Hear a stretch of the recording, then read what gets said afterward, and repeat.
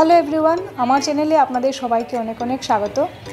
আজকে আমরা চলে এসেছি আমাদের সবারই বহু পরিচিত নিকো পার্ক। এবার নিকো পার্কে এসেছি অনেক দিন পর।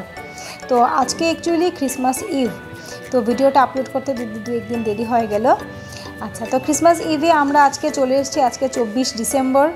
এখানে ঢুকে কিন্তু খুব ভালো লাগলো দেখে, কারণ পুরো এরিয়াটাই আজকে ছিল ভীষণভাবে জমজমাটি, আর মানুষের ভিড় ছিল আজকে প্রচণ্ড বেশি, প্রচণ্ড কোলাহল ছিল, কিন্তু তাও খুব ভালো লাগছিল। চতুর্দিকে গান টান চলছিল, বেশ সুন্দর একটা খুশির মেজাজ, আনন্দের মেজাজ, সব দিকে বেশ ভালো লাগছিল।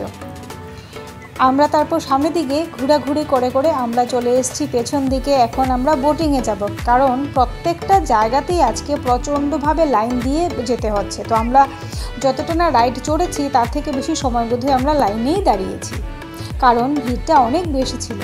তো এই জায়গাটা কিন্তু খুব সুন্দর, গাছ টাছ কেটে কেটে খুব সুন্দর করে, এখানে দেখুন এগুলো কিন্তু সব অরিজিনাল গাছ, গাছের শেকড় দিয়ে কি সুন্দর করে এটাকে বানানো হয়েছে গেটের মতো করে। তো আমরা এখন দাঁড়িয়েছি, আমরা এখন বোটিং করব। চারপাশটা বেশ ভালো লাগছে, ঠান্ডা তেমন নেই বললেই চলে, হালকা ঠান্ডা, কিন্তু রোদ টোদ আছে, বেশ ভালো লাগছে। আমরা অনেকটাই এগিয়ে আছি, এখন বোটিংয়ের জন্য আমরা লাইন দিয়েছি। আচ্ছা, তো এই আমরা চলে এলাম। বোটিংয়ের জায়গাটা কিন্তু খুব সুন্দর, আমাদের খুব ভালো লাগছিল। এখানে বোট কিন্তু নিজেদেরকেই চালাতে হয়।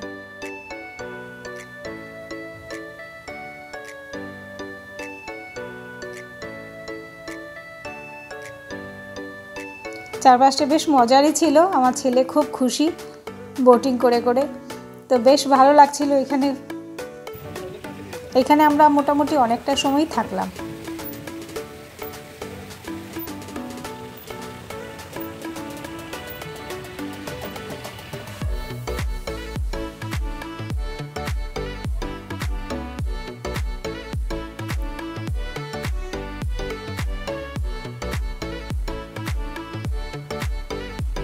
চতুর্দিকে জল আর জল, বেশ সুন্দর জায়গায় ছিল। সেখান থেকে বেরিয়ে এসে আমরা এলাম এইখানে, যেটা স্কাই ডাইভ রাইড। এখানে আমি কিন্তু যাইনি, অন্যরা গেছে, কিন্তু আমি যাইনি, কারণ আমার খুব ভয় লাগছিল এখানে, কারণ এটা এত স্পিডে উপরে ওঠানামা করছিল। বাকিরা গেছে, তো আমি সেটা নিচে থেকে দাঁড়িয়ে জাস্ট শুধু রেকর্ডিং করেছি। অনেকটা টাইম গড়িয়ে গেছে, এখন মানে প্রায় বিকেল বললেই চলে, দুপুরের পরন্ত রোদ এখন চলে এসছে। আমরা মাঝখানে খাওয়া দাওয়া একটু করে নিলাম কেএফসি থেকে।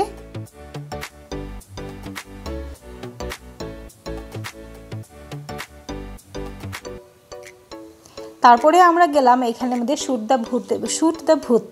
আচ্ছা, এইটা কিন্তু আমার কাছে বাইরে থেকে দেখতে খুব ভালো লাগছিল, ভাঙা কাঁচ টাচ জানালা, বেশ একটা খুব ভালো লাগছিল, কিন্তু ভেতরে ঢুকে ভীষণভাবে ডিসঅ্যাপয়েন্টেড হয়ে গেলাম। এই একদমই বাচ্চাদের মতো জিনিস ছিল, খুব একটা ভালো লাগেনি আমার। লেজার রে দিয়ে ভূতকে শ্যুট করতে হয়, তো এটাকে আমার মনে হয় আরও অনেক বেশি এক্সাইটিং বানানো যেত। এটা একেবারেই ছোট বাচ্চাদের জন্য হয়ে গেছে। সেখান থেকে বেরিয়ে এসে আমরা তারপরে অন্যদিকে গেলাম ঘোরাঘুরি করতে, টুকটাক মাঝখানে আমরা খাওয়া দাওয়া করলাম। তারপরে হঠাৎ কিছু আওয়াজ পেয়ে বাইরে এলাম, দেখলাম ক্রিসমাস ইভের জন্য প্রতি বছরই নাকি এখানে মার্চ পাস্ট করা হয়। তো এইটা দেখতে এলাম আমরা সবাই মিলে, এটা দেখে বেশ ভালোই লাগছিল।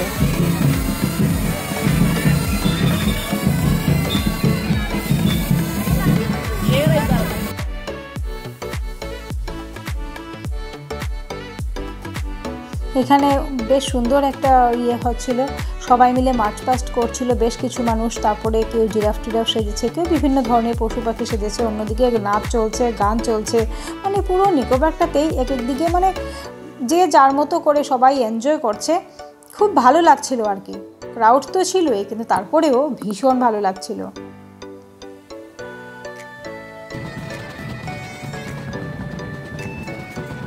তারপর আমরা অনেকক্ষণ লাইন দিয়ে দাঁড়িয়ে চলে এলাম এখানে আমরা বাম্পার কার রাইডে।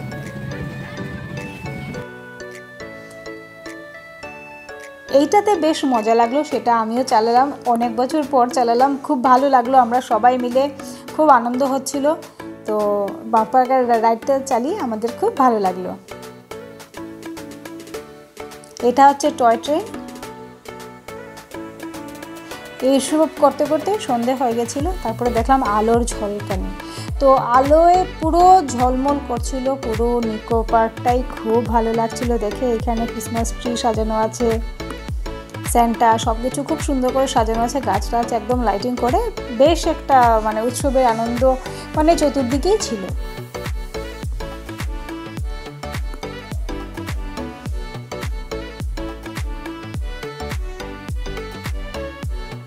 পুরো সারাটা দিন আমরা নিকো পার্কে খুব আনন্দ করে রাইড টাইড চড়ে অনেকটাই ঘোরাঘুরি করার পরে তাই এখন আমাদের যাওয়ার পালা।